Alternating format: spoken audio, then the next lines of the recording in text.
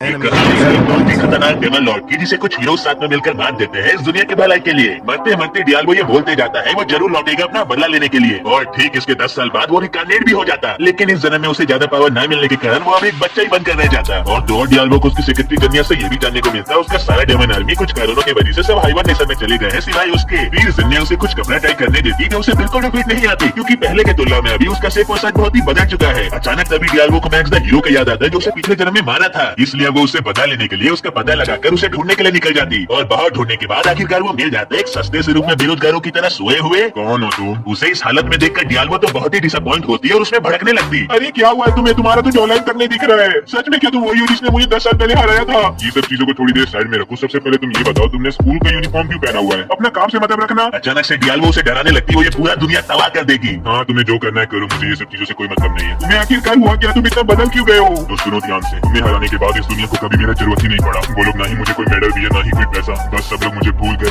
ये तो बहुत ही बुरा हुआ। डियाल्गो लैपटॉप में उसका जानकारी निकालने लगती तो उसे उसका काला करतूतों में से ये जानने को मिलता मैक्स 10 औरतों को एक साथ धोखा दे रहा था। ये देखकर तो डियाल्गो सीधा उसका गला पकड़ लेती तुझे तो मर जाना चाहिए। अब मैक्स के पास भी कोई चला नहीं बचता तो वो एक तकिया दे मारता जिससे वो दूर फेंकाती। निराश डियाल्गो ये समझ जाती उसका कुछ भी नहीं होने वाला इसलिए वो इस जगह से चले जाती और कुछ देर के बाद वापस भी आ जाती खाने पीने का सामान लेकर। ये क्या तुम मुझसे अपना 10 साल पुराना बदला निकाल रही हो? अब से मैं यही रहने वाली हूँ जब तक तुम स्ट्रॉन्ग नहीं बन जाते मुझे अपना असली पावर नहीं मिल जाता जिससे मैं अपना बदला ले सकूं। अब इसके अगले दिन ये तुम अकेले कहाँ जा रही हो? रुको मैं भी आती हूँ। मैं नहीं कोई 3 आंखों वाली भूतनी के साथ बाहर जाने वाला हूँ। डियाल्गो को लगने लगता मैक्स जरूर चोरी छुपे अपना ट्रेनिंग करने गया होगा इसलिए अभी अपना भेष बदलकर बाहर निकल जाती मैक्स को ढूंढने के लिए। और थोड़ा आगे जाते ही वो मिलता कोल्ड ड्रिंक पीते हुए। फिर इसके बाद वो तो पार्क में चले जाता बच्चों के साथ फुटबॉल खेलने के लिए और खेलते खेलते इस बीच उन बच्चों की मौम आ जाती है और उन्हें अपने साथ ले जाती क्योंकि कोई भी माँ ये नहीं चाहेगी उनके बच्चे ऐसी बदमाश लोगों के साथ खेलकर बदमाश बन जाए। वहीं अब साइड में डियाल्गो ये सब देखकर बहुत ही डिसअपॉइंट होती है और इस जगह से जाने लगती है। तब उतने में ही कुछ बदमाश आती है और मैक्स को परेशान करने लगते। मैक्स इस जगह पर कुछ नहीं करता और बस मार ही खा रहा होता है क्योंकि उन सबके सामने इसे अपना पावर नहीं दिखाना। डियाल्गो अपने सामने इतना सारा अत्याचार होते हुए नहीं देख पाती और उन सबको बेहोश कर देती। ये तो पहले नहीं कर सकती थी। ये सब क्या बेकार का मैं इतना मार खाया हूँ? घर आने पर इनका खाना पीना चल ही रहा होता है तो दरवाजे में कोई आ जाता। डियाल्गो गेट खोलती है और वो जन्या मिलती है जो इस जगह में कमजोरी के कारण गिर भी जाती। दोनों अपना सारा खाना उसे दे देते हैं और वो पूरा खाकर एकदम पहले की तरह नॉर्मल हो जाती। वाह लॉर्ड, आपने तो बहुत ही अच्छा बनाया है। ये सब क्या चल रहा है? माफ करना, वो मेरी सेक्रेटरी बस थोड़ी सी भूखी है। लॉर्ड, मैं आपको 3 दिनों से ढूंढते हुए भटक रही थी। इस बीच इंसान मुझे ऐसे देख रहे थे जैसे उन्हें पता चल गया मैं एक डेमन हूँ। वो सब जरूर तुम्हें इस कपड़े की वजह से घूर रहे होंगे। एकदम से जन्या मैक्स से लड़ने के लिए तैयार हो जाती। ऐसा मत करो जन्या, तुम नहीं टिक पाओगी मैक्स के सामने।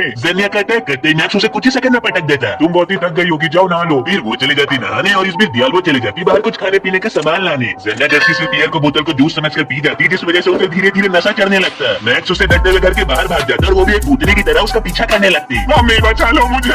बहुत भागने के बाद आखिर मैक्स अपने शरीर को तैयार कर लेता और भूतनी से लड़ने के लिए। लेकिन इनका लड़ाई शुरू होने से पहले पुलिस अपना वाइल्ड कार्ड एंट्री मार देते। मुझे माफ करिएगा पुलिसमैन, थोड़ा सा ज्यादा नशा हो गया।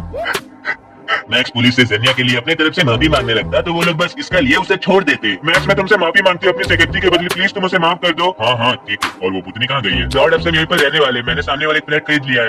ओ भाई, मारो मुझे, मारो मारो मुझे। इसके अगले दिन जन्या मैक्स से उसके दोस्तों के बारे में पूछ रही होती तो वो गुस्सा होकर घर ही से बाहर चले जाता। रास्ते में आगे बढ़ते समय उसका सामना दो रिपोर्टर से हो जाता जो उससे कल रात के हादसा के बारे में पूछने लगते। मैक्स उनके एक भी सवालों के जवाब नहीं देता और वापस घर लौट आता। तुम एक बच्चों की तरह अपना चप्पल क्यों गंदा करके आए हो? मैंने जानबूझकर नहीं किया। अचानक से घर के बाहर स्ट्रॉन्ग मैजिक फील हो रहा होता है इसलिए मैं डियाल्गो को घर में छुपने को कहता और खुद जाके गेट खोलता। कैसे हो तुम? फिर तुम? ये मैक्स का वही 10 साल पुराना साथी है जो इस जगह में उससे कुछ पर्सनल बात करने के लिए आया है। तुम्हें याद है मैक्स हम पहले कितना मस्ती करते थे? जिस काम के लिए तू इधर आया सीधा उस पर आ। मुझे तेरे मदद चाहिए था। लियो के साथ कुछ लोग गामा रिपब्लिक नामक एक ऑर्गेनाइजेशन चला रहे हैं और उसे वो लोग एक कंट्री समझते हैं। यहाँ तक कि उनका पूरा काम बढ़ते जा रहा है इसलिए मुझे तेरा मदद चाहिए। मुझे इंटरेस्ट नहीं है किसी का मदद करने का। तो किसमें तेरा इंटरेस्ट? लगी रोतों के साथ भागने में मैं सब जानता हूँ। वो लड़की एक डेमन है। नहीं तो वो लड़की तो बिल्कुल ही नॉर्मल है। ब्रीड को जरा भी मैक्स से बातों में विश्वास नहीं होता तो वो खुद से उसका रूम का तलाशी लेने लगता है। तब सामने में उसे एक जरा अपना भूत दिखता है।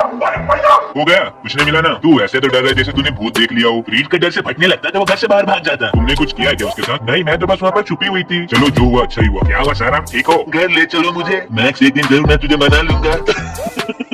लॉर्ड, ये लीजिए आपने जो मंगवाया था। थैंक यू जन्या, अब मैं इसे ह्यूमन वर्ल्ड में आसानी से कब्जा कर पाऊंगी। फिर डियाल्गो ये बुक लेकर मैक्स को दे देती। ये तो एल्बम है। हाँ, ये एल्बम है सुंदर सुंदर डेमंस का। तुम जिसे चाहे उसे अपने गर्लफ्रेंड बना सकते हो। एल्बम का पहला पेज खोलते ही मैक्स को जन्या का फोटो मिलता इसलिए अब वो ये एल्बम ही को फेंक देता। अरे जन्या तो अच्छा ऑप्शन है अगर वो ड्रिंक नहीं करे तो। नहीं नहीं, मैं इसे पास करता हूँ। ये कैसी है? ये द सुअर है। तुम समझ नहीं रहे हो, ये लड़की बहुत ही स्ट्रॉन्ग है, तुम्हारी काम आएगी। मैं इसे भी पास करता हूँ। ये थोड़ी अच्छी लग रही है। अरे ये तो नानी निकली। तुम्हें तो कुछ अच्छा लगता ही नहीं है। इन सबसे शादी करने से अच्छा मैं जिंदगी भर कुंवारा ही रह लूंगा। तुम ही बता दो तुम्हें कैसी लड़की चाहिए? वो नॉर्मल ह्यूमन फन होना चाहिए और क्यूट होना चाहिए और उसमें सारा गुण होना चाहिए। ये सब सुनकर डियाल्गो वही वाली लड़की बदल जाती जिससे अब मैक्स दिखता तो उसका पूरा होश ही उड़ जाता। तभी घर में जन्ने आ जाती तो फिर से नॉर्मल हो जाती। मैक्स को कुछ समय पहले का याद आता जब डियाल्गो उसे डेमन बनने का ऑफर दी थी और अभी भी उसके लिए ऑफर चल ही रहा है। मैं नहीं इसे फालतू काम करके अपना समय बर्बाद करने वाला हूँ। रुको मैं तुम्हें डेमन बनने का फायदा बताती हूँ। पहला, तुम्हारे पास पैसा ही पैसा होगा। दूसरा, तुम्हें बस हफ्ते में 4 दिन 5 घंटा काम करना है और बस आराम ही आराम। यहाँ तक कि तुम मरने के बाद रिकार्नेट भी हो पाओगे। क्या ये सब के लिए मुझे कैसल में जाना जरूरी है? नहीं, तुम ये काम किसी भी जगह किसी भी फील्ड में कर सकते हो। मैंने सोच लिया है, मैं नहीं बनने वाला डेमन। मैं कुछ ऐसा रास्ता निकालूंगा जिससे मैं आसानी से पैसा कमा पाऊँ। मैक्स डिसाइड करता है यूट्यूबर बनने का क्योंकि उसमें पैसा बहुत है, ऐसा उसे लगता है। बेचारे को दिन रात लग जाता बस एक ही वीडियो को बनाने में और वीडियो कंप्लीट होते ही वो उसे अपलोड भी कर देता। अब तक मिलियन व्यूज तो आ गए होंगे, शायद उससे ज्यादा ही आया होगा। इसके अगले दिन डियाल्गो यूट्यूब खोलकर उसमें व्यूज चेक कर रही होती तो उसमें बस 14 ही व्यूज आए होते। रुको तो मुझे वीडियो तो देखने दो। वीडियो का कुछ सेकंड देखते ही डियाल्गो तुरंत ही बोर हो जाती, मगर फिर भी वो मैक्स को बुरा नहीं लगे इसलिए वो ये कहती, तुमने वीडियो तो काफी अच्छा बनाया, मैंने इतना अच्छा चीज आज तक कभी नहीं देखा। ये नहीं चला तो क्या हुआ, मैं कुछ और ट्राई करूंगा। मैक्स अब स्नैक रिव्यू का चैनल खोल लेता मगर उसे तो इसमें भी व्यूज नहीं आते और ऊपर से उसे लोग गाली भी दे रहे होते। बेचारा डिप्रेस होकर बिस्तर में लेटा ही होता है तभी उसके दिमाग में एक आइडिया आता। तुम मेरा मदद कर सकती हो? हाँ, क्यों नहीं। फिर डियाल्गो वही लड़की बदल जाती और लाइव स्ट्रीम करने लगती जैसे जैसे मैक्स उसे बताता और इतनी प्यारी लड़की को लाइव देखते साथ घर की लौंडों का जाम लग जाता कमेंट सेक्शन में। मैक्स को चाहिए रहता ज्यादा पैसा जिसके लिए उसे ज्यादा व्यूज चाहिए, इसलिए अब वो डियाल्गो से गंदा गंदा काम करवाता है जिसमें अब उसे एक आइसक्रीम खाना है बिना दांत लगाए। नादान डियाल्गो भी अपने अंदाज से आइसक्रीम खाने लगती और उसे इस तरह से खाते देख घर की लौंडों के अंदर का जानवर जग जाता। इस बीच आइसक्रीम पिघल कर उसके शर्ट में गिर जाता और वो सबके सामने अपने शर्ट खोलने जा रही होती, लेकिन उसके ये हरकत करने से पहले यूट्यूब उसे हमेशा के लिए अपने प्लेटफॉर्म से बैन कर देता है। इसके अगले दिन मैक्स और डियाल्गो आए होते शॉपिंग करने के लिए जहाँ पर इनका मुलाकात एक लड़की से होता है। हेलो सर, मैं आपकी बहुत बड़ी बहन हूँ, क्या मैं आपसे हाथ मिला सकती हूँ? वाह, तुम्हारी बहन भी है। हाथ मिलाते ही मैक्स को बहुत अपना सा फील होता है क्योंकि ये लड़की निकलती उसी की पुरानी दोस्त है नहीं। तुम अपनी गर्लफ्रेंड को कुछ देर बाद रुकने के लिए कह सकती हो, मुझे तुमसे कुछ जरूरी बात करना है। ये कौन चुड़ैल जैसे दिखने वाली औरत है? ये काम हमारी पब्लिक से लियो की जैसे एक पेस्ट हुई है। तुम कुछ देर बाहर में रुको, मैं आता हूँ। ये लड़की मुझे तुम्हारी पहली वाली गर्लफ्रेंड से ज्यादा क्यूट लगी। तुम यहाँ पर क्या करने के लिए आई हो? कुछ नहीं, बस दुश्मनों में नजर रखने। बाहर में डियाल्गो को डर लगने लगता है नहीं कुछ गंदा काम न कर दे मैक्स के साथ। सुनो, तुम मैक्स के साथ हो? हाँ हूँ। मैं तुम्हें उसके पास ले जा सकता हूँ। तुम लोग तो देशद्रोही हो ना? हम देशद्रोही नहीं है। वो किंगडम का मिनिस्टर हमें 3 साल पहले पंजाब जमीन रहने को दिया था। गाँव वाली पब्लिक के लोग उस पर बहुत ही मेहनत कर उसे उपजाऊ बना, यहाँ तक कि उसमें मैजिक वो भी पाया जाता है। ये बात जैसे उस किंगडम को पता चला वो लोग हमसे जंग का ऐलान करके हमारा जमीन हमसे छीनने के लिए। प्लीज मेरे सामने इतनी तेज आवाज से बात मत करो।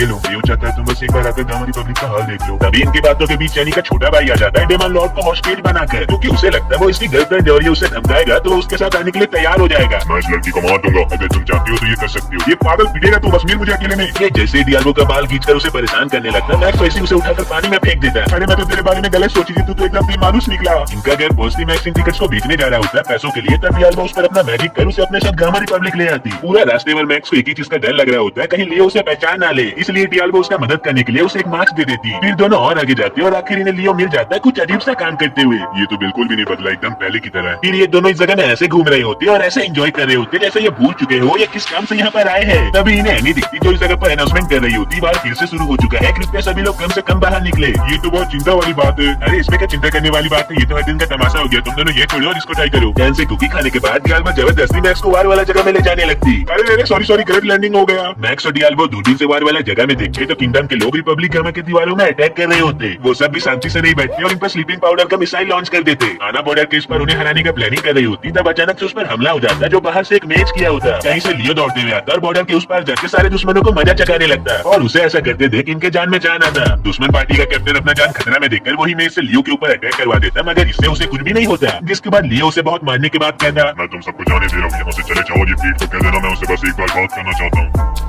बहन तुझे चोट तो नहीं लगी? नहीं मैं बिल्कुल ठीक हूँ। मुझे इस जगह पर स्ट्रॉन्ग मैजिक फील हुआ था इसलिए मैं यहाँ पर आया, और ये चीज तो यहाँ पर है ही नहीं। ये दोनों सारा तमाशा इस जगह से देखने के बाद जा ही रहे होते तभी लियो इन्हें सेंस कर लेता। मैक्स डियाल्गो को लेकर इस जगह से भागने लगता मगर फिर भी लियो उनका जानवर की तरह पीछा कर इनके सामने आ जाता। छोड़ो तुम, मुझे जैसे लग रहा है तुम हम पर जासूसी करने के लिए आए होगे। मैक्स ये चीज समझ जाता उसके डांस की वजह से उसका खुद का दोस्त उसे पहचान नहीं पा रहा है, इसलिए वो इस चीज का फायदा उठाते हुए उसे लड़ने लगता है जिससे डियाल्गो को समय मिल जाए और वो इस जगह से बाहर निकलने का स्पेल तैयार कर पाए। उतने में ही लियो का लात लगने की वजह से मैक्स का अजीब सा मास्क खुल जाता और वो उसे पहचान जाता। मैक्स तुम यहाँ पर? तुम मुझे कैसे पहचान गए? डियाल्गो का स्पेल कंप्लीट हो जाता और वो मैक्स को पकड़कर सीधे अपने घर में ट्रांसपोर्ट हो जाती जहाँ पर इनके जल्दबाजी के कारण इस बेचारे भूत को चोट लग जाता। चलो जो अच्छा ही हुआ, और तो हमने मजा भी तो किया। हाँ, और थैंक यू मैक्स मुझे उस समय बचाने के लिए। कोई नहीं, ये सब तो होते रहता। सुनो, मुझे तुमसे एक जरूरी बात करना था, प्लीज जल्दी सब्सक्राइब कर दो, मुझे भी ये चांदी का बर्तन चाहिए, कर दोगे ना? सीन बदलता है ज़ेनिया की तरफ, जिसे डियाल्गो मिशन दी होती, जिस जगह में फ्रेड काम करता है उस जगह का इन्फॉर्मेशन उसे निकाल कर लाना है। क्या वो एक जासूस है? हाँ शायद। ज़ेनिया एकदम जासूसों के माफी के अंदर घुसने जा रही होती, क्योंकि उसे डियाल्गो जो ट्रेनिंग दिया होता। थोड़ा और आगे जाने के बाद ज़ेनिया आखिर कंप्यूटर हैक करने लगती, तभी इस जगह पर फ्रीड पहुंच जाता। मैं सही था, तुम एक जर्मनी हो। ज़ेनिया जल्दी से इस जगह में बम फोड़कर धुआं कर देती, मगर फिर भी वो फ्रीड के हाथों पकड़ी जाती। फिर वो उसे धमकाने के बाद सारा बात निकालने जा ही रहा होता है, तभी उसे लॉर्ड ग्रीमिस बुला लेते, इसलिए वो अपने सेक्रेटरी के हाथों में ज़ेनिया को छोड़कर इस जगह से चले जाता। और ये ग्रीमिस नामक आदमी वही किंगडम का मिनिस्टर है जिसके साथ जामा रिपब्लिक का लड़ाई चल रहा है। ये सब चीजें इतनी खराब क्यों चल रही है? मुझे नहीं पता वो गधा लियो ऐसा कर क्यों रहा है। कोई नहीं, मैं सोच रहा हूँ ये सब चीजों को शांति से सुलझाने का, जिसके लिए मुझे तुम्हारा मदद चाहिए लियो, बाकी किंगडम के मिनिस्टर को समझाने के लिए।